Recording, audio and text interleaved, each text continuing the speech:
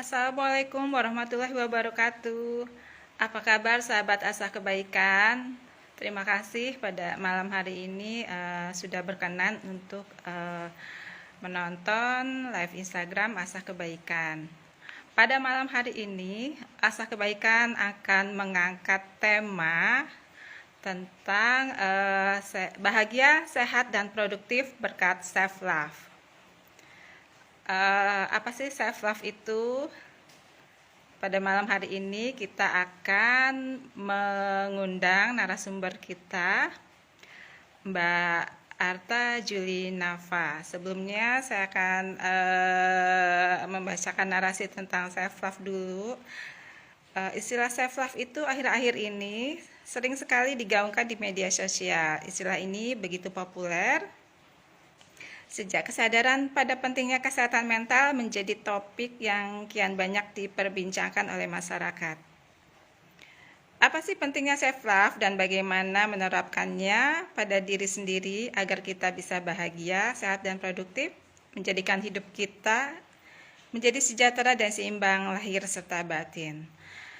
Baiklah, tanpa berlama-lama lagi saya akan mengundang narasumber kita, Mbak Arta Julinava.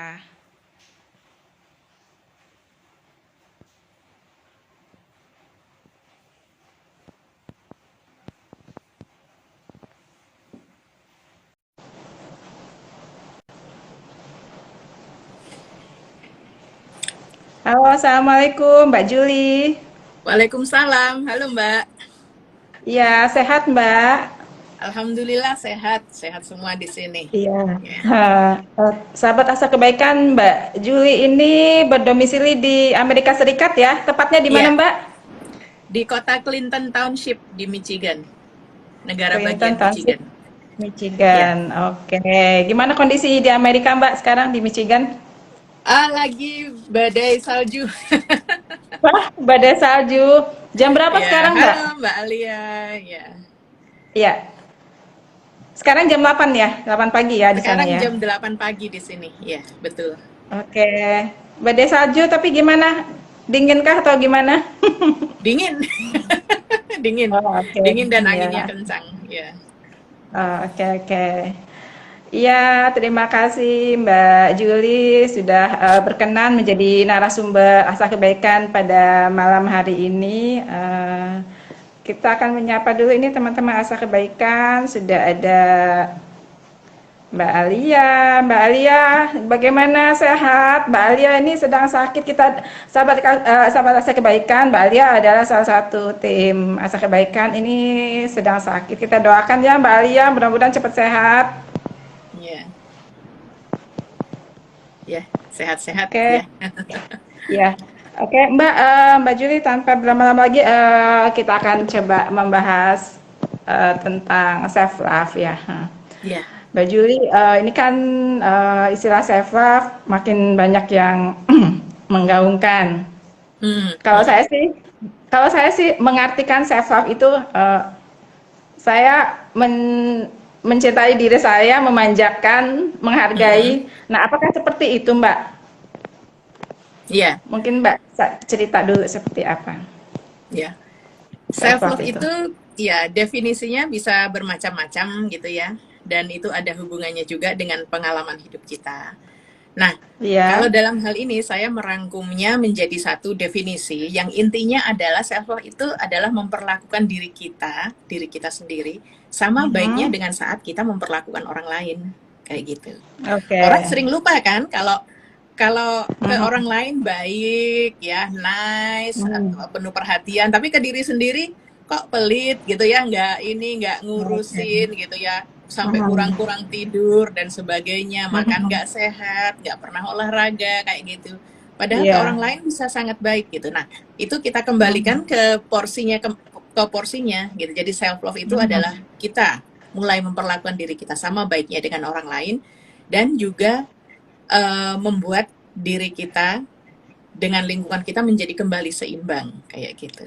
Mhm. Sebab diri kita itu Jadi sebenarnya aset mhm. terbesar Oke. gitu. Jadi sebelum kita menghargai, mencintai orang lain, terutama orang di sekitar kita atau keluarga kita, kita harus mencintai diri kita sendiri ya. Bagaimana kita mau mencintai, menghargai orang lain kalau kita tidak mencintai diri kita sendiri.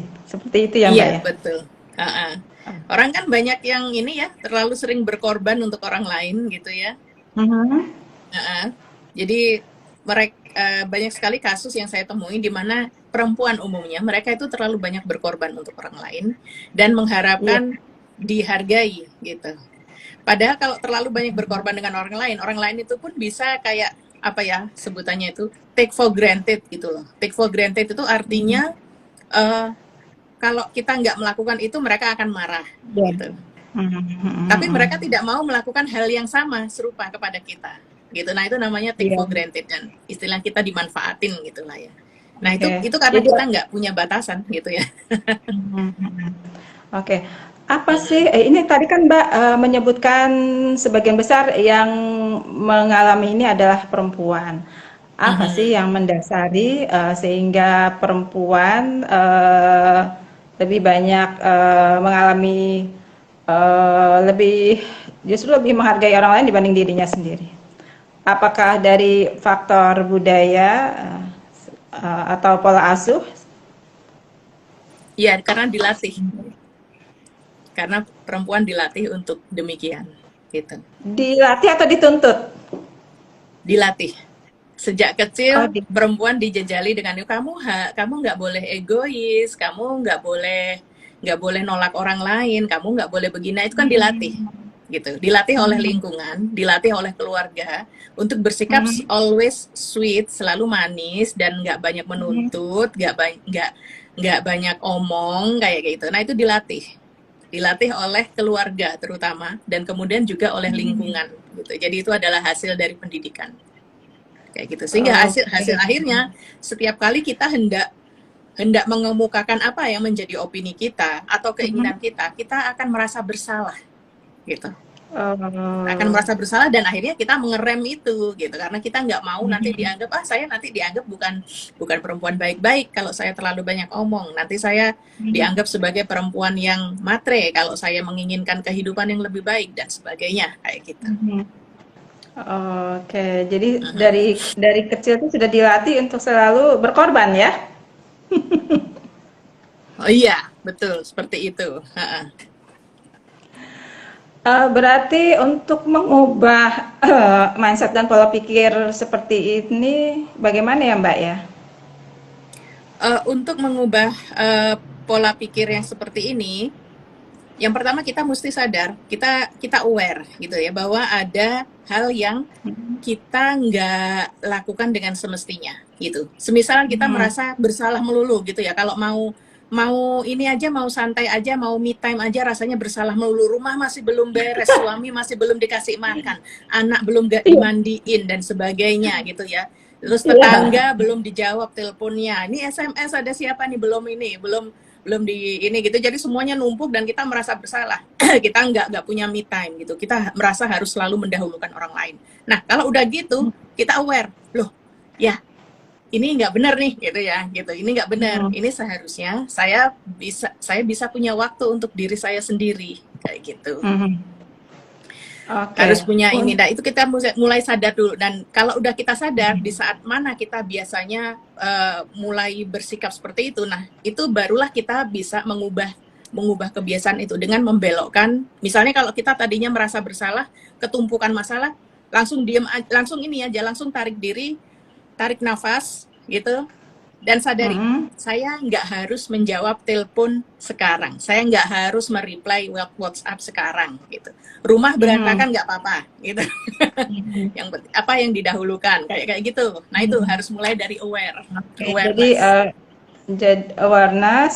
Setelah itu apa? Apakah harus apa namanya membuat skala prioritas atau membuat sistem sehingga kita bisa mendelegasikan apa namanya yang harus kita bereskan sehingga nggak semua harus saya sendiri gitu loh. Apakah Iya seperti itu? betul. Iya betul. Mulai mengambil tindakan yang berbeda. Jadi kalau Hmm, responnya misalnya misalnya Mbak ini ya biasa kalau ada WhatsApp masuk gitu langsung direspon. Nah itu ini stop dulu gitu, stop dulu. Stop dulu ya. Oke. Iya, stop dulu. Oke, Nah, itu catat ambil tindakan yang catat berbeda. teman-teman catat nih. Jadi nggak harus jawab Heeh. WA saat itu juga. Iya, nggak harus gitu ya. Terus misalnya kalau Oke. lagi pengen istirahat, kemudian ngerasa bersalah gitu ya karena rumah masih Nah, berantakan atau itu saya apa, sering banget. Itu saya sering sering banget. banget. Saya pengen tidur tapi aduh, ini belum. Jadi, Iya gitu. Nah, itu katakan pada diri sendiri, saya butuh istirahat gitu. Nggak apa-apa lah, ini rumah rada berantakan sedikit. Toh nanti juga saya ada waktu untuk memperbaiki, untuk ngebersihin gitu. Ya udah tidur aja gitu. ya, ya. Heeh. Jadi membuat skala prioritas ya dan Mm-mm. mendelegasikan itu penting ya. Mendelegasikan, iya. Biasanya kan kita itu kalau kalau perempuan itu sukanya gini loh. Aduh, kelamaan nunggu anak, kelamaan nunggu suami gitu. Udahlah, saya beresin aja Iya. gitu. Nah, itu mulai diubah sedikit demi sedikit gitu, dikomunikasikan dengan anak, dengan pasangan kayak Mhm. gitu. Nah, ini ada yang nanya, mau mau lanjut dulu atau mau jawab yang nanya nih. Sebentar. Saya malah nggak kelihatan yang nanya. Cara bedain self love dengan egoisme gitu. Jadi kebanyakan kalau Oh self ya, love oke. kerap di Silakan stigma aja sebagai Mbak. egois. Hah? Silakan langsung dijawab aja dari Ya, siapa ini. Saya kok nggak kelihatan ya. dari Cara. Mbak Mrs. Wibowo Oke. 2012 ya. Oke, Halo Mrs. Mbak. Terima Ya, kasih. Cara membedakan self love egoisme dengan gitu. egoisme. Oke. Mm-mm. Nah, self love itu bukan egois. Self love itu kalau kita memperlakukan diri kita sama baiknya dengan saat kita memperlakukan orang lain, nah itu artinya seimbang gitu. Itu bukan egois. Yang Mhm. egois itu justru kalau kita nggak peduli dengan diri kita sendiri, kemudian kita hanya peduli pada orang lain melulu gitu. Kita nggak ngurusin diri sendiri dan sebagainya gitu ya. Entah motifnya apa. Kadang-kadang Itu seringkali malah. perempuan itu suka berkorban terlalu banyak Mhm. karena mereka mengharapkan cinta gitu. Ya kan? Oh. Ya kan? Ya bangga. Jadi ngeharapin misalnya jadi bucin gitu ya, budak cinta gitu ya. Ngeharapin bahwa kalau saya mencintai seseorang itu luar dalam dan habis-habisan, maka dia akan mencintai kita. Itu enggak gitu ya. Itu kan egois gitu ya. Itu Iya. justru yang egois itu seperti itu karena kita nggak memberikan cinta yang sepadan kepada diri sendiri gitu. Kayak Hmm. gitu. Harusnya Oke, kan jadi kita catat sepadan ya. ya. Ya, jadi catat jangan bucin, jangan jalim sama diri sendiri. Iya, jangan zalim. Iya, benar, benar. Jalim, jangan jalim sama diri sendiri, tapi sama orang lain malah bucin. Oke. Jadi, Gitu. Jadi ya nah, self love jadi, itu nggak egois gitu. Bedanya di oke. situ. Mm. Jadi self love itu tidak egois, tapi balance ya antara Mm-mm. mencintai diri kita sendiri dengan orang sekitar kita. Mm-mm. Iya, gitu. Oke. Kita lihat lagi. Ada Aziza. Aziza selamat bergabung. Terima kasih. Ya, selamat malam juga. Ini ada Sini. Mbak Rosma juga. Nah, gimana kalau kebanyakan self love? Hah?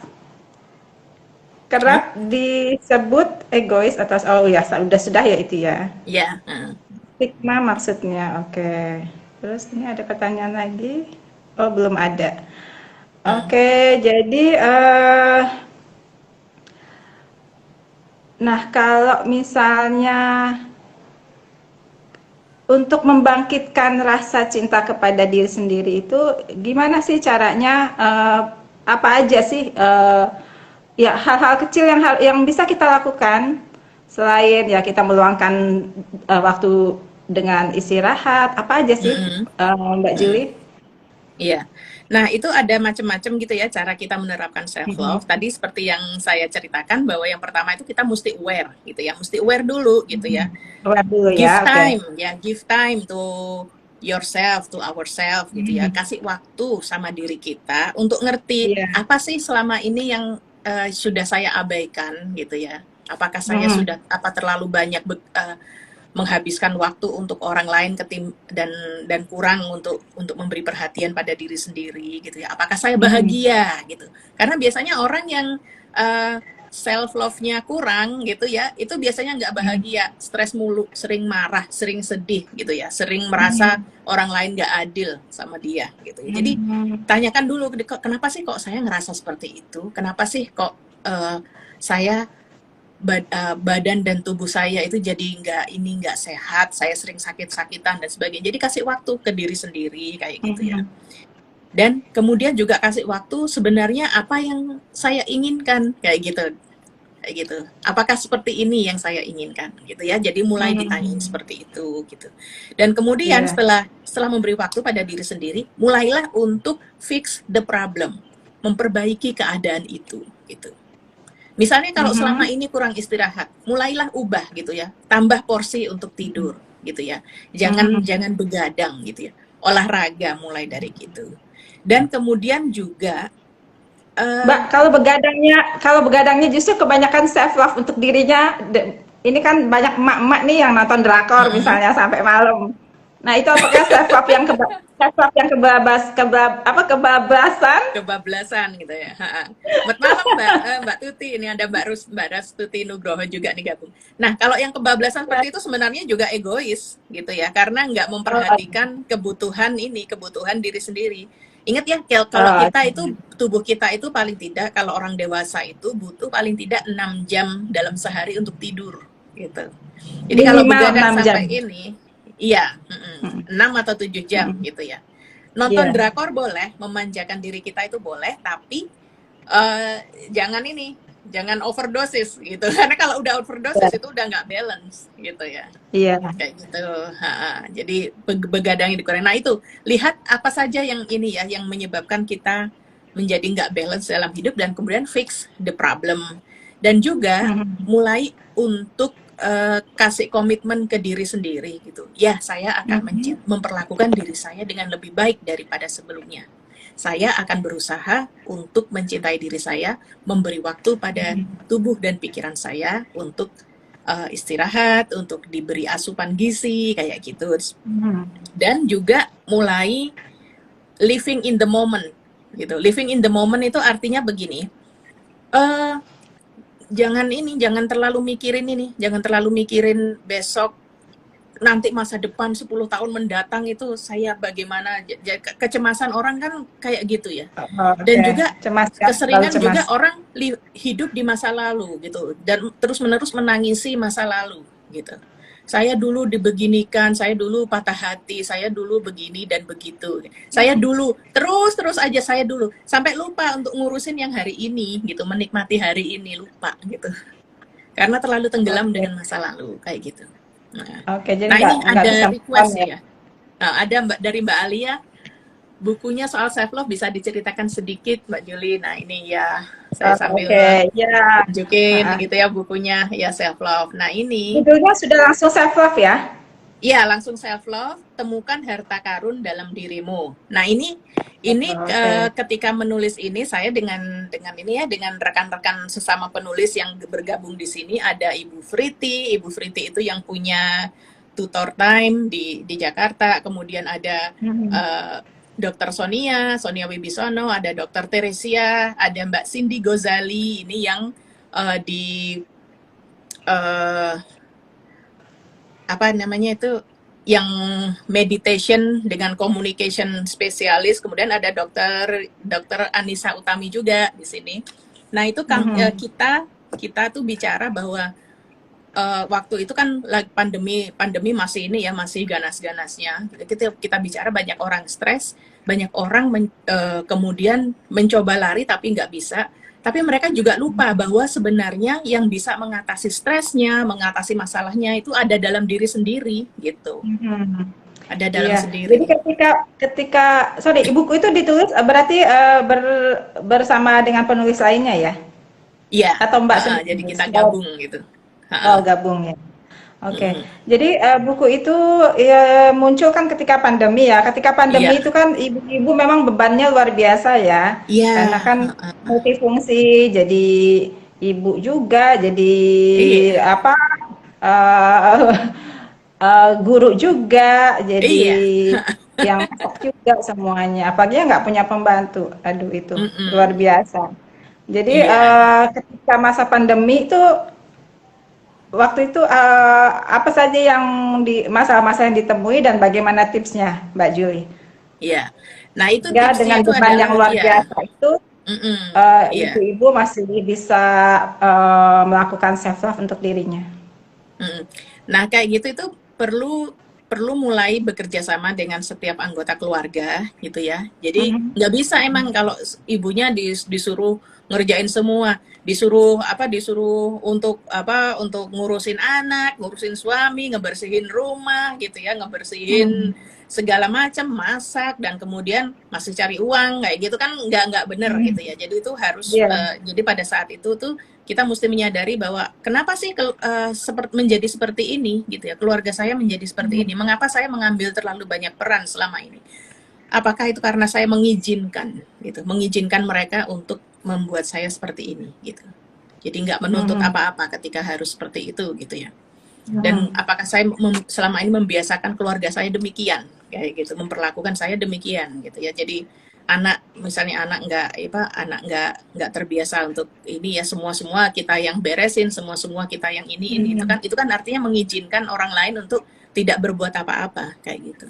Jadi Iya. udah terbiasa gitu. Nah, dari situ kita bisa mulai untuk Dan memperbaiki. banyak sekali kondisi seperti itu ya. Ya, banyak sekali kondisi seperti itu. Di mana kita perempuan itu memang dari kecil itu memang dilatih untuk nggak nggak boleh menolak gitu. Nggak boleh menolak. Lu kalau menolak, lu tuh artinya bukan perempuan baik-baik gitu ya. Lu bukan ibu yang baik gitu dan sebagainya kayak gitu. Kalau Mhm. lu misalnya ngeluh capek dan sebagainya, lu bukan ibu yang baik. Nah, itu tertanam lo ya, tertanam dalam dalam benak kita. Jadi meskipun Mhm. meskipun kadang-kadang bahkan saya sendiri pun sampai sampai saat ini saya udah tahu begini-begini gitu ya, tapi kadang-kadang pikiran itu muncul gitu, pikiran itu muncul, wah Mhm. nanti jangan-jangan saya dikira Iya. bukan perempuan baik-baik nih, bukan perempuan yang ini Bukan gitu ibu ya, yang baik ya. bukan ibu yang baik gitu, padahal Mhm. padahal tidak demikian gitu. Nah, itu memang ini ya apa, nggak bisa sekaligus langsung hilang, tapi kalau kita sadar dengan hal-hal kayak gitu, kita bisa mengubahnya sedikit demi sedikit gitu, nggak langsung tapi ubah sedikit demi sedikit Iya. kayak gitu. Oke. Nah, Nah, mhm. Apa dampaknya nih kalau gaya apa namanya pemikiran seperti itu tidak kita ubah selain stres, mudah marah, dampak yang lebih dalam lagi kepada keluarga seperti apa? Terutama kepada diri sendiri dan kepada orang sekitar kita, khususnya keluarga. kita ibaratnya gini, pandanglah diri kita itu seperti lilin ya. Kalau lilin itu hanya hanya terbakar pada ujungnya, bayangkan kalau dibakar pada segala sisi, gimana jadinya lilin Oke, itu? cepat habis ya. Cepet habis ya, cepet habis, kita jadi cepet ringsek dan sebagainya, dan itu dampaknya juga nggak baik kalau kita marah-marah gitu, kalau kita senewan gitu ya, stres itu kan orang-orang di sekitar kita kan jadi ikutan stres gitu. Iya, justru jadi orang sekitarnya jadi merasakan kegelapan juga ya. Kalau Iya, ibarat dan malah lilin, ya, lilin yang cepat dan habis. malah kita justru jadi ini, jadi istilahnya apa ya, jadi beban buat mereka gitu ya, karena mereka sendiri juga punya ini, punya problem dan sebagainya kayak gitu ya. Jadi perhatikan bahwa ini ada hubungannya nih mental health dengan self love gitu ya. Pertanyaannya Mbak Ali ya. Mhm. Self love itu besar sekali dampaknya terhadap keseimbangan mental kita, besar sekali gitu, karena ini ada kaitannya dengan kebahagiaan gitu, terutama dengan kebahagiaan dan self worthy gitu, jadi merasa dihargai gitu, perasaan berharga dan juga perasaan bahagia itu dampaknya luar biasa. Kalau kita terus Mhm. menerus membiarkan satu kondisi di mana kita itu membiarkan situasi di sekitar kita itu mengatur kita gitu ya, sampai kita nggak punya waktu untuk diri sendiri, Mhm. nggak bisa mendelegasikan, nggak bisa begini gitu, dan akhirnya marah-marah melulu. Nah, itu kan mental health-nya jadi ini, jadi rusak gitu ya. Iya, Jadi rusak dan ongkosnya lebih gede loh kalau kita ke psikolog atau kayak ini, sejam iya, 500 ribu kan lumayan. Dampaknya buat apa kita kerja gitu ya, dampaknya buat ya. apa kita kerja mati-matian kalau itu Mhm. hanya untuk membayar dokter kayak gitu, ya, ya. Oke. Oke, jadi catat ya para Ya. perempuan. Bukan berarti nggak Eh, ini ya, bukan berarti nggak boleh ke dokter ya, tapi intinya itu iya, kita kerja keras itu untuk bahagia gitu loh, bukan bukan untuk iya. menderita kayak gitu. Oke. Mm. Mbak, Ya. ada beberapa yang self love-nya ke makanan atau Ya. Heeh. atau ke barang-barang yang dia senengin. Nah, Mm-mm, mm-mm. kalau menurut Mbak Juli seperti apa itu? No problem. Kalau mau memanjakan diri, kalau mau memanjakan diri dengan apa, traktir diri sendiri dengan makanan enak boleh Mhm, gitu ya. mhm, Traktir diri sendiri dengan barang-barang yang bagus juga boleh, gitu juga boleh. Itu mhm, nggak ada larangan. Enjoy your life, mhm, gitu. Nah, dan perhatikan juga, jadi perhatikan di sini itu kan kita ngerti ya batas kita ada di mana, gitu ya. Batas oke. finansial ada di mana, batas kesehatan badan di gimana. Boleh saya misalnya kayak kayak saya udah usia sekian gitu ya, saya pengen makan segala macam yang enak-enak gitu ya, duit ada gitu, yang jualan juga Mhm, banyak kayak gitu. Tapi apakah tubuh saya menerima itu? Apakah itu adil untuk tubuh saya? Nah, belum tentu gitu. mhm, Nah, iya, kita juga perhatikan, I love my body gitu. Jadi saya nggak pengen badan saya jadi sakit gitu ya. Jadi saya mulai lihat, oh ya makanan ini cocok atau enggak gitu. Tapi mhm, boleh, boleh kita makan asalkan kita ini mulai tahu batasnya ya. aware gitu ya, heeh, gitu. Mhm, Heeh, oke. Mbak, kembali boleh. ke buku itu, Mhm, itu kan tadi kasus beberapa orang ya? mhm. Ya, Mbak, satu, bisa bisa dua, bisa tiga, empat, cerita lima, enam, 6 orang. Mhm. bisa cerita mungkin salah satu kasus tanpa menyebut nama? Iya, jadi ini yang saya contohkan gitu ya, ada satu satu kasus penulisnya di mana sejak sejak kecil gitu ya, sejak kecil Mhm, ini orang tuanya pisah gitu ya, orang tuanya pisah mhm, dan dia menghadapi tuntutan dari keluarga untuk mendapatkan pasangan yang sempurna, yang sesuai dengan kriteria yang ditetapkan oleh mhm. keluarga. Nah, Iya, itu terinternalisasi tanpa sadar oleh dia gitu ya, terinternalisasi tanpa sadar sehingga dia nggak mau untuk ini, nggak mau untuk punya komitmen jangka panjang, nggak mau punya komitmen gitu karena khawatir oh nanti nanti saya ngalamin seperti orang tua saya gitu ya. Nanti saya nggak mmm, bisa membahagiakan harapan orang-orang di sekitar saya gitu. Jadi mhm. setiap kali mau ini ketarik lagi, batal Jadi lagi. Nah itu jadi nggak berani menikah ya? nggak berani nggak berani apa maksudnya ya sedikit meragukan gitu ya, sedikit meragukan apa Mhm, benar sih saya nikah itu perlu dan sebagainya kayak gitu. mhm, Di sisi lain ada juga yang ini dampak lingkungannya sangat positif gitu ya. Jadi ada satu penulis itu yang dia dibesarkan dalam lingkungan yang penuh cinta dan sebagainya. Dan efeknya mhm, luar biasa gitu karena dia jadi ngerti bagaimana harus menghadapi orang lain, bagaimana harus menciptakan situasi yang bahagia dalam rumah, bagaimana mengajari anak gitu. Sehingga akhirnya itu menjadi karirnya beliau di mana beliau akhirnya mengasuh banyak sekali anak-anak yang masa pertumbuhannya masih dalam usia emas gitu ya. Masih mhm, usia apa sampai usia 6-12 tahun gitu dan itu efeknya luar biasa gitu ya. Karena dia ngerasain betul dampaknya bagaimana tinggal di sebuah lingkungan yang bahagia, tinggal di sebuah lingkungan yang balance, yang opini iya, anak diterima dan sebagainya kayak gitu. Nah, kita bisa lihat dari pengalaman pengalaman orang bagaimana taking care of ourselves gitu ya, selalu mengupayakan diri kita sehat, selalu balance dengan diri kita itu juga bisa berdampak kepada banyak orang, kepada lingkungan, kepada masa depan kita kayak gitu, pilihan hidup kita iya, juga kayak gitu. mhm. Oke, ini ada pertanyaan dari Nurma, bisa disebutkan contoh self love apa saja yang simpel dan nyaman? Mm-mm. Yang simpel dan nyaman itu misalnya begini, kasih me time gitu ya, kasih me time Iya, kepada diri sendiri itu simple, mhm, simple banget gitu. Dan belajar say no. Ini yang mmm, paling sulit untuk iya, dilakukan oleh paling susah perempuan, orang ya kan? Indonesia ya? Di Indonesia. Kalau mau bilang enggak itu susahnya bukan main gitu ya. Gak enak banget.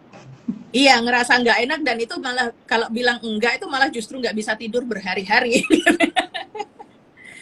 Karena itu udah internal banget gitu, internal banget di Terutama kepala kita gitu. terutama buat yang mau pinjam duit. Iya, ntar kita apalagi kalau ditambahin dengan emotional blackmailing. Ini apa ini yang sering terjadi, sering saya temui juga di Indonesia gitu ya. Kalau di sini karena mungkin kendala bahasa atau apa saya nggak terlalu banyak masalah. Tapi kalau di Indonesia misalnya kita bilang enggak gitu ya, itu yang kita tuh dibilang jutek lah, dibilang sok Ah, lah gitu ya. Lu iya. sok kecakepan lu, emang lu siapa gitu. Nolak-nolak gitu ya.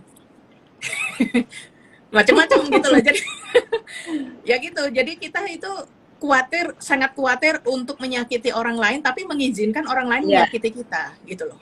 Sangat khawatir orang Jadi lain, sangat khawatir kita menyakiti orang lain, sangat khawatir orang lain menolak kita. iya, Iya. sehingga akhirnya kita memilih untuk menyakiti diri kita sendiri gitu. Mm, Lalu adilnya di mana dong? Gitu kan. iya. Nggak sehat kan akhirnya. Nah itu salah satu simple. Jadi mulai belajar untuk ini, untuk take your time gitu ya, me time tanpa merasa bersalah Iya. gitu, dan juga mengenali gitu ya, mengenali orang itu blackmailing kita atau enggak sih gitu. Maksudnya membuat kita merasa bersalah atau enggak gitu ya. Kayak gitu. Karena Mhm. memang banyak sekali orang itu yang berusaha mencapai tujuannya dengan cara membuat mental kita down. Gitu. Iya. Kayak gitu. Oke. Nah itu, mulai get rid Ya. negative feeling, guilty feeling kayak gitu. Mhm. Iya, perempuan Indonesia juga kan mungkin harus belajar juga, bukan Mm-mm. cuma berani menolak, tapi belajar skillnya itu loh, bagaimana menolak. Ya, betul. Bagaimana menolak dengan ini, dengan benar dan baik dan pokoknya dengan Iya. apa, dengan enak gitu ya, dengan cara yang enak gitu. Nanti ini Mhm. akan saya bahas di kelas online saya. Jadi hari Rabu nanti saya ada kelas online tentang Mhm. self love, tentang bagaimana mengatasi rasa guilty feeling ini ketika kita hendak mengekspresikan diri kita sendiri atau mengemukakan kebutuhan diri kita sendiri seperti itu. Ini nanti saya ada Oh, kelas online khusus untuk pembeli buku Smeleh, tapi bukan bukan pembeli buku self love. Jadi untuk oh, pembeli buku saya yang lain, kebetulan saya kan sudah nulis buku yang lain juga gitu. oh. Total udah berapa nih buku yang ditulis? 25 ya? 25 sampai sejauh ini 25, dan dua bertema self love. Hmm, bertema self love. Oke. Mbak, harusnya saya tanya dari di awal tadi ya, cuma tadi sempat kelupaan. Apa sih yang mendasari Mbak Juli apa namanya mengangkat soal self love ini? Iya. Seberapa apakah sudah seberapa parah nih orang Indonesia, mungkin orang Indonesia kebanyakan ya, khususnya perempuan Indonesia, seberapa parah kondisinya sehingga sehingga self love ini harus terus digaungkan dan dipraktekkan. Hmm. Sebetulnya itu saya tertarik dengan istilah self love ini karena kuat kaitannya dengan tema pemberdayaan perempuan gitu. Saya concern dengan perempuan gitu ya. Hmm. Saya punya perhatian yang sangat terhadap sesama perempuan gitu ya. Hmm. Dan saya melihat bahwa kebanyakan memang problem yang dialami oleh perempuan itu karena mereka diajarin dari kecil untuk tidak Hmm. menjadi diri mereka sendiri gitu. Oke. Jadi self love ini saya rasa sangat-sangat tepat untuk ini ya, untuk jalur gitu ya, untuk menyebarluaskan Hmm. ide bahwa kita perempuan itu kita berharga gitu. Iya. Kita bukan sekedar kok jadi apa istilahnya yang konco winking lah dan sebagainya gitu ya, jadi the second gender gitu, enggak gitu. Jadi kita Hmm. kita keseluruhan dari diri kita itu utuh sebagai insan, sebagai manusia gitu yang derajatnya sama di mata Tuhan gitu, dan seharusnya itu tidak menjadikan orang lain berbuat seenaknya ke kita gitu. Jadi awalnya memang Hmm. banyak sekali kasus yang dialami oleh perempuan itu berasal dari pembiasaan gitu, pembiasaan dari kecil Hmm. gitu, dibiasakan nggak menuntut, Biasa. dibiasakan nurut gitu ya, dibiasakan dibiasakan takut untuk berkarir kayak gitu, takut untuk memilih pria yang tepat. Kan banyak sekali tuh cewek-cewek tuh yang dibilangin, lu jangan milih-milih dong, jangan ini nanti lu nggak laku dan sebagainya. Itu kan Mm-mm. something yang nggak empowering gitu ya. Itu kan ini Terlalu ngejatuhin banyak mental milih. banget. Mm-mm. Mm-mm. Kayak gitu. Jadi ya begitulah memang gitu ya. Jadi Iya. kita saya melihat bahwa topik self love ini salah satu topik yang memang tepat untuk bisa membantu sesama sesama perempuan untuk menyadari bahwa mereka berharga kayak gitu. Oke. Nah, tadi kan Mbak sempat menyinggung soal pemberdayaan. Nah, sejauh Mm-mm. mana sih self love ini bisa memberdayakan perempuan? Itu dampaknya gede banget kalau kita bisa memasyarakatkan self love ini, karena itu akan membantu banyak perempuan untuk mulai sadar bahwa diri mereka itu punya banyak potensi dan diri mereka Mhm. itu layak untuk diperlakukan dengan uh, secara semestinya, berharga gitu, punya nilai gitu ya. Mhm. Jadi sebagai insan gitu, utuh sebagai manusia, bukan sebagai hanya sebagai apa ya, uh, tukang cuci piring atau apa gitu. Saya nggak bermaksud untuk meremehkan teman-teman perempuan yang memang memilih untuk Mhm. mengabdikan diri di bidang domestik kayak gitu.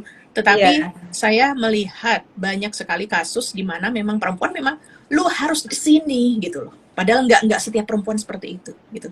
Saya banyak sekali Mhm. melihat perempuan yang kapasitasnya jauh luar biasa sampai saya bilang, lu kalau tinggal di Amerika lu udah unstoppable gitu lah maksudnya. Kayak gitu. Karena lingkungan lingkungan yang kamu butuhkan itu adalah lingkungan yang bisa support potensi kamu gitu. Mhm. Bukan Jadi, ini mhm. memandulkan gitu. Ya, Nah, pemberdayaan ini apakah ujungnya adalah ekonomi atau seperti atau hal yang lebih luas lagi? luas, luas. Ekonomi salah satunya. Mhm. eh, Peran aktif di ruang publik juga termasuk salah satunya. Yang penting itu pemberdayaan itu gini, pemberdayaan itu nggak sekedar untuk ngajarin perempuan bisa cari duit, enggak gitu.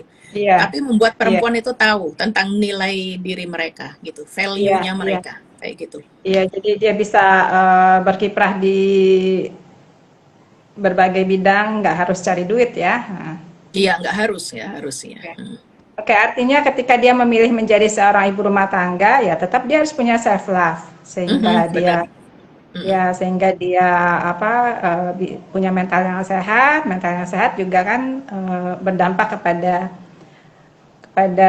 mental anak-anak dan keluarga ya seperti itu ya. Iya betul. Oke, kita Iya. lihat lagi ada pertanyaan lagi kah? Nampaknya belum. Mm-mm. Kalau misalnya Mbak Aju ini kan sebagai coach juga ya. Iya. Mungkin bisa cerita sedikit seperti apa sih pelatihan yang diberikan ini? Eh, saya memberikan pelatihan itu sebagai coach personal branding itu untuk menata peta branding seseorang gitu, peta hidup, jadi life map-nya itu yang saya Iya, tata jadi terutama personal gitu. branding. Mungkin Mbak bisa cerita dulu personal branding itu apa sih? Jadi personal branding itu adalah cara kita gitu ya menggunakan menggunakan apa yang kita miliki, kapasitas yang kita miliki, diri kita sendiri itu Mhm. untuk istilahnya itu untuk ini, untuk memberikan kontribusi kepada masyarakat, kepada orang lain, kepada orang orang luas. Jadi misalnya gini, saya punya bakat menulis nih, ya, saya punya bakat Mhm. menulis dan saya punya concern banyak untuk soal ini ya, apa pemberdayaan perempuan gitu.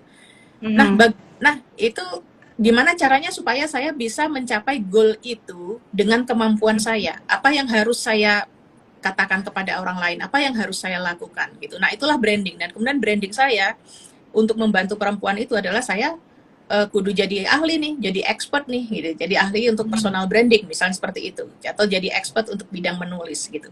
Sehingga ketika orang Mhm. melihat saya punya udah expert banget di bidang itu, mereka akan datang gitu. Dan karena Mhm. mereka melihat saya concern kepada pemberdayaan perempuan, maka orang-orang yang punya concern yang sama, punya minat yang sama, itu akan datang ke saya. Nggak mungkin yang akan datang ke saya tuh rentenir, nggak mungkin. Karena saya udah nge-branding diri saya sebagai Oke. pakar menulis, pakar personal branding dan concern pada perempuan gitu. Jadi kita akan menarik orang-orang yang sehaluan dengan kita uh, untuk bisa mewujudkan goal kayak gitu. Nah itu secara ringkas gambaran mengenai mengapa personal branding itu perlu. Gitu. Oke. Nah, Nah, untuk menemukan personal branding, mm-hmm. apa yang dilakukan? Dari diri sendiri dulu gitu. Jadi Mm. dalam pelatihan yang saya lakukan itu ya, dalam training yang saya lakukan itu, saya memulainya dengan menggali dulu apa sih sebenarnya diri kamu gitu ya. Kamu itu seperti Mm. apa gitu ya. Iya, Potensimu itu seperti apa? Pembawaanmu iya, seperti apa? Backgroundmu iya, kayak apa? Terus kamu maunya iya. gimana gitu. Kayak gitu. Mm-mm. Jadi intinya itu, nah dari situ kemudian barulah ditata nanti gitu. Kamu harus begini, kamu harus begitu, kayak gitu. Mhm, mhm. Banyak orang punya potensi, tapi dia tidak mampu membangkitkan dan menemukan personal brandingnya, Mm-mm, mm-mm. sehingga nilai dia pun tidak terangkat ya. Iya, dan ini juga lagi-lagi problemnya perempuan. Problemnya perempuan karena Tidak kita mampu. terbiasa multitasking. Oke, terbiasa multitasking sehingga tidak fokus. Semua dilakukan gitu sehingga eh, sulit buat orang lain untuk melihat kamu sebenarnya maunya apa sih gitu ya. Kebisaanmu Mhm, yang paling menonjol itu apa sih gitu. mhm. Kayak gitu. Dan dia juga tidak punya waktu untuk apa istilahnya untuk upgrade dirinya gitu karena saking banyaknya minat di sekitarnya gitu ya, saking banyak minat sekitar sampai dia bingung Oke. sendiri, saya harus gimana ya, karena memang selama ini memang semua dikerjain gitu ya, semua dikerjain padahal nggak, padahal kita nggak bisa untuk apa, kalau kita brandingnya semua itu dikerjain, Iya, itu kita malah nggak jelas nanti iya. arahnya kemana gitu ya, kayak Mbak, gitu. personal branding ini apakah hanya cocok untuk seorang pekerja, wanita karir, artis, atau apakah orang yang juga tidak berkiprah di luar, hanya Mhm. seorang ibu rumah tangga juga butuh personal branding? Iya, butuh personal branding gitu. Apa, Mbak? Semuanya, semua orang butuh personal branding karena Iya? Iya, kenapa? tanpa mengetahui apa sebenarnya yang terkuat dari diri kita dan bagaimana menggunakan itu gitu ya. Kita nanti bisa kehilangan arah gitu ya. Jadi cuman ngikutin Oh, aja kayak oke. ngikutin kemana arah air mengalir gitu ya. Ya iya, kalau Iya. kalau mengalirnya ke laut atau apa ke danau gitu nggak Kalau apa-apa ya. Tapi kalau mengalirnya ke tempat mengalirnya yang ke baik ya, selokan, tempat yang ya bagus. kecomberan ya gimana dong? Iya, jadi kita memang memang apa, semua orang apapun perannya, kita mesti punya Mhm. visi. Kita juga mesti punya misi. Kalau kalau milih jadi ibu rumah tangga itu visinya kenapa kok milih jadi ibu rumah tangga gitu. Mhm. Apa yang diinginkan sebenarnya dengan peran seperti Iya. itu kayak gitu. Nah, jadi ketika ketika dia memilih menjadi ibu rumah tangga, dia harus memiliki visi seperti apakah ibu rumah Iya. tangga yang baik. Nah, dan Mm-mm. personal brandingnya itu seperti apa nih? Personal branding untuk seorang ibu rumah tangga. Tergantung tergantung orangnya gitu karena tiap orang itu unik. Nggak bisa Oh, semua oke. ibu rumah tangga harus sama personal brandingnya seperti ini, itu nggak Contohnya bisa. Mbak, mungkin yang ada Iya, yang sudah pernah Mbak coach. yang sudah pernah saya coach, misalnya begini, ini dimulai dari bahkan sebelum menikah gitu ya, bahkan sebelum Hmm, menikah sebenarnya kita itu idealnya kita punya visi gitu ya, punya visi kayak mhm. apa gitu ya, punya visi Iya. kayak apa, sehingga nanti ketika kita memilih pasangan itu juga yang sesuai dengan visi kita kayak gitu. Mhm. Misalnya ada teman saya gitu ya yang dia memang eh, visinya itu memang dia ingin support keluarga gitu ya, Mhm. karena calon suaminya itu uh, misalnya kerja di luar negeri atau diplomat kayak gitu, otomatis dia harus salah satu harus ini ya, harus ngalah. Tapi ngalahnya itu bukan ngalah, bukan berarti bukan basisnya nggak berdaya, tapi ngalah karena memang ada frame dalam diri dia. Ya, saya nanti akan stay at home, saya yang mengurusi semua finansial keluarga, saya yang mengurusi semua pendidikan anak-anak, dan saya ingin keluarga saya nanti kalau pensiun seperti ini. Nah, itu udah jauh banget gitu, jauh banget. Anak saya sekolah di sini gitu ya. Dan saya nanti setelah pensiun saya akan kuliah lagi dan sebagainya kayak gitu. Nah, itu udah jauh-jauh hari itu udah ada frame-nya kayak gitu. Jadi nggak sekedar bahwa dia tinggal di rumah menjadi ibu rumah tangga, itu enggak, tapi memang karena dengan memilih tinggal di rumah mengurusi semua finansial keluarga, semua urusan itu, dia hendak mencapai goal tertentu gitu, mencapai keluarga yang sejahtera kayak gitu. Nah, personal brandingnya di mana? Personal branding di mananya? Personal brandingnya tuh dia jadi akhirnya jadi pakar family financial planner whatever itu ya. Jadi yang kaitannya dengan soal finansial keluarga, jadinya expert dia di bidang itu. Expert di bidang yang banyak sekali perempuan itu sulit untuk mencapai itu gitu. Jadi survive artinya tuh begini, jadinya dia itu seorang ibu rumah tangga itu yang memang expert di bidang keuangan, bidang pengelolaan keuangan keluarga. Kalau tanpa dia udah bisa dipastikan nanti keluarganya itu nggak bakalan semakmur sekarang gitu ya. Tapi karena dia punya visi, dia menjalankan itu sesuai dengan apa yang frame yang ada ada dalam benaknya gitu. Akhirnya keluarganya sejahtera dari awal sampai akhir, alhamdulillah sejahtera gitu. Tinggal panen sekarang gitu ya, tinggal panen, dan itu semua hanya berkat dia udah punya visi dari awal gitu. Yang intinya financial. Artinya personal branding itu manfaatnya kembali kepada dia sendiri ya, bukan untuk orang lain ya, bukan dia ingin dinilai menjadi seperti apa. Depends, Mbak, karena mau nggak mau kalau orang yang berkarir, kalau orang yang berkarir itu personal brandingnya memang diarahkan untuk bagaimana supaya untuk serve kliennya gitu. Iya. Serve kliennya gitu. Bisa juga untuk diri sendiri. Diri sendiri itu kalau kita melakukan sesuatu sesuai dengan kekuatan kita, dengan bakat kita dan sebagainya, itu kan kita senang ya. Kita senang, kita produktif gitu ya. Kita happy, kita produktif, kita bisa ngasih lebih banyak ke orang lain gitu ya. Dan orang lain karena tahu kita bisa ngasih lebih banyak, mereka juga diuntungkan gitu ya. Kayak gitu. Jadi ini timbal balik, nggak hanya untuk diri sendiri, enggak, tapi juga orang lain. Nah, ini ada pertanyaan nih dari Mbak Alia. Untuk seorang ibu rumah tangga agak sulit untuk me time dan kurang dapat support system dari suami. Diakalinya gimana, Mbak Juli? Nah, ini mau nggak mau memang harus mulai membuka dialog dengan suami, gitu. Dan mulai melakukan tindakan yang berbeda dari sebelumnya. Jadi kalau sebelumnya itu kalau kita mau me time, kita minta izin dulu dari suami, ya nggak usah lah gitu. Orang kalau mau udah ngantuk tidur masa harus minta izin gitu kan? Kayak gitu. Jadi seperti itu. Jadi kita mulai untuk membongkar hal-hal yang selama ini udah jadi kebiasaan gitu. Jadi mulai sedikit, nggak harus berhasil saat itu ya, tapi konsisten lakukan itu gitu. Jadi udah misalnya mau me time gitu, bilang aja ya saya lagi saya lagi butuh sendirian nih gitu. Bisa nggak ayah ini bawa anak keluar dulu gitu ya, saya butuh sendirian nih gitu, kayak gitu. Saya butuh me time, saya butuh ini gitu. Dan kalau ada duit, misalnya kalau ada duit sisa misalnya, dan pengen untuk memanjakan diri sendiri, misalnya beli baju baru atau pergi ke spa atau pergi ke salon gitu, jalan aja gitu. Jalan aja, nggak masalah. Kalau saya dulu suka bilang begini, mama mau tidur dulu ya, jangan ganggu.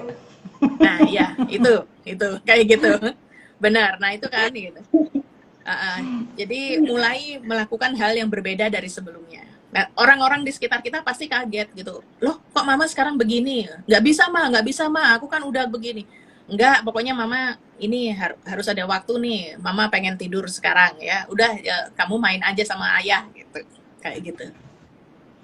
Pasti ada Oke. penolakan nanti, tapi intinya itu kita nggak membiarkan itu kembali ke pola lama gitu loh. Usahakan ada pola yang baru yang terbentuk di keluarga, seperti itu Mbak. Dan anak suami pun akhirnya juga bisa menerima ya kalau Mm-mm. dibiasakan. Iya, Hmm, lama-lama akan terbiasa kok. Itu soal pembiasaan aja kok sebenarnya. soal pembiasaan ya. Mm-mm. Mm-mm. Oke. eh Masih ada 10 menit ya. Ya. Pertanyaan lagi belum ada.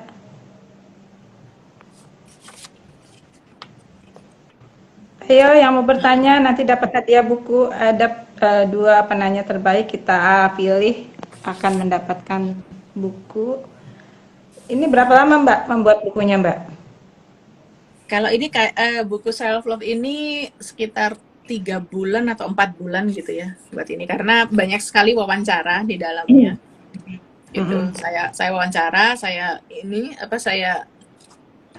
menuliskannya kayak kayak gitu, dan juga berdiskusi karena berat ya. Pembahasan yang paling berat saat menulis buku self love ini adalah karena masing-masing dari kita itu memiliki luka masa lalu gitu. Oh gitu. Ya, kita punya pengalaman buruk di masa lalu gitu. Hmm. Dan itu Nah, membekas mhm. gitu. Ini soal pengalaman buruk masa lalu yang dan membekas ini bagaimana ya? Kan ini kita harus selesai dulu dengan diri kita. Iya, Kita harus selesai dulu dengan masalah kita sehingga untuk ke depan kan bisa lebih baik. Nah, masalahnya untuk selesai dulu dengan diri kita itu mungkin Mbak ada tips seperti apa sih? Em, nggak bisa kita itu selesai hari ini juga dengan diri kita, karena pengalaman hidup kita itu efeknya berlapis-lapis ke diri kita. Kita pikir kita sudah bisa say no ke orang lain gitu, tapi ternyata belum gitu ya. Di kesempatan lain masih terulang, masih terulang, masih Mhm. terulang kayak gitu. Iya. Itu nggak mungkin untuk sembuh dalam waktu sehari 2 hari atau apa gitu.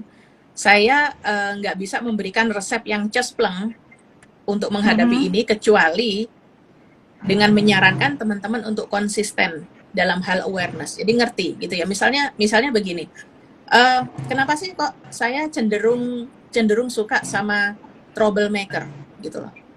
Cenderung suka sama troublemaker. Iya. Cari cowok yang nggak karuan gitu. Kenapa sih kok tiap kali Iya, saya kenalan biasanya sama cowok begitu ya. kok iya Biasanya kok begitu. gitu terus? Itu itu saya pernah ngobrol sama psikolog itu karena Mm-mm. ya karena kita belum selesai sama diri kita sendiri, kita belum memaafkan, Iya katanya gitu. seperti itu. Uh-uh. Belum memaafkan Itu diri bisa kita jadi ya. sendiri. Bisa jadi itu awalnya karena benci dengan bapak kita gitu. Bapak kita orangnya playboy gitu ya. Kita benci, kita Mhm. pengen menghindar gitu. Tapi kenapa kok malah terus-terusan yang datang ke kita itu malah justru yang playboy begitu gitu ya. Nah, itu kan bagian dari luka masa lalu yang belum diterima gitu, belum disadari dan belum diterima gitu. Belum Diterima itu mengikhlaskan ya. artinya iya, diterima itu artinya bukan dengan mengiyakan mereka untuk Iya. datang gitu ya, tapi menerima itu bahwa memang faktanya gitu ya. Memang faktanya bapak bapak kita dulu playboy gitu. Memang faktanya seperti itu gitu ya.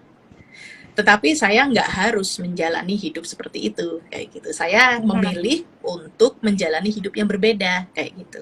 Dan di saat itulah kita bisa memaafkan gitu ya. Memaafkan Mhm. bahwa di masalah ketidaksempurnaan di masa lalu, dan juga mulai untuk memilih yang baru kayak gitu. Mhm. Setiap kali timbul pikiran seperti itu, setiap kali kita Iya. merasa bahwa kita menarik orang-orang yang keliru dalam hidup kita, setiap kali itu juga kita mesti kita belajar, bukan mesti sih, kita belajar untuk mengenali ini sumbernya di mana sih gitu ya, sumbernya dari mana sih sebenarnya gitu ya, Mhm. kayak gitu. Nah begitu kita sadar, oh ya udah, berarti dari luka masa lalu seperti ini, dampaknya ke saya Mhm. seperti ini, dan sekarang saya Mhm. memilih untuk menempuh jalan yang berbeda kayak gitu. Oke, jadi harus ada pertama memaafkan, mengikhlaskan, kedua harus ada afirmasi kepada diri kita sendiri ya bahwa Iya, kita saya akan kita nggak perlu menempuh, seperti itu gitu. ya saya akan menempuh hidup yang berbeda, memilih Mm-mm, yang berbeda dari masa lalu saya seperti itu ya. Oke. mm-mm. Iya seperti itu. Ya, ini ada pertanyaan. Apakah juga terhubung dengan kita evaluasi setiap hari dengan pasangan, apa yang kita suka dan tidak? Kadang suami sudah cair tapi kadang agak kaku, tidak Mm-mm. sevisi. Iya. Nah itu memang proses dalam rumah tangga itu prosesnya kita memang seumur hidup gitu ya. Hmm. Tapi percayalah kalau kita terus-menerus mensosialisasikan itu dengan pasangan gitu ya, apalagi udah bisa ngomong gitu ya dengan pasangan, itu malah justru jauh lebih baik gitu daripada yang nggak bisa ngomong gitu ya. Teruskan aja itu gitu. Jadi lama-lama tuh orang akan terpengaruh kok. Lama-lama itu orang akan terpengaruh. Dengan drakor aja kita terpengaruh, kenapa dengan pasangan sendiri enggak gitu ya. Kayak gitu. Nah, ini juga untuk penutup Mbak Juli bisa kasih tips untuk cara self love bagi ibu rumah tangga. Oke, saya akan kemukakan beberapa tips self love bagi ibu rumah tangga. Yang terutama itu begini, pertama hargai kita gitu ya. It's okay kalau kita merasa capek, merasa perlu istirahat, merasa perlu me time, it's okay gitu ya. Jadi nggak ada sesuatu yang keliru, dan kita bukan berarti kalau kita minta me time pada suami terus kita durhaka, itu enggak gitu ya. Kita enggak gitu ya. Jadi dan mendelegasikan rumah tangga is okay tuh gitu ya, to ask help, minta bantuan gitu, minta bantuan pada orang lain. Entah itu mungkin asisten rumah tangga, entah itu suami gitu ya, anak gitu. Minta bantuan pada mereka gitu untuk ini gitu. And it's okay to enjoy your life kayak gitu, menikmati hidup gitu. Kalau kita misalnya contohnya nih ya, punya baju udah robek gitu, terus kita pengen beli baju, ya belilah gitu ya. Nggak usah merasa bersalah bahwa aduh anak saya belum makan, aduh ini bajunya robek-robek, tapi ya dengan baju robek-robek gimana dong kita bisa ini ya, bisa berkarya lebih baik ya, dengan kayak gitu. Jadi and let go semua kebiasaan yang ini ya, apa yang kurang mendukung gitu loh, kurang mendukung kebahagiaan kita. Just let go aja gitu. Misalnya kalau ada tinggalnya selama ini dikendalikan oleh pikiran, oleh orang-orang yang menuntut kita terlalu banyak gitu ya, ya udahlah let go. Enggak, udah cukup lah seperti ini gitu, maksudnya udah cukup ya, udah cukup, I want something different gitu. Gitu. Ya. Ada lagi? Tidak ada. Mbak Juli, sebelum masih ada, tinggal 2 menit lagi. Jadi intinya kita harus awareness dulu, sadar dulu bahwa kita adalah orang yang berharga, maupun apakah itu laki-laki atau perempuan, kita adalah seseorang yang berharga. Ya, sehingga kita layak menghargai diri kita sendiri. Untuk kesehatan mental dan hidup yang lebih baik, produktif, bahagia. Iya, jangan takut untuk mencintai diri sendiri gitu ya. We deserve it gitu ya. Nanti kalau ada yang pengen beli buku ini, bisa nanti ngubungin Mbak Nana atau Mbak Alia, atau ngubungin Mbak Hartin kalau ada yang pengen beli buku ini. Jadi lewat online ya Mbak ya? Iya, kalau mau pesan lewat saya juga boleh, bisa gitu, pesan buku ini lewat saya. Jadi ada di Jakarta ya Mbak ya, maksudnya itunya, bukunya bukan dari Amerika ya? Bukan di Amerika, di Bogor ya. Jadi nanti bisa ini shipping dari Bogor.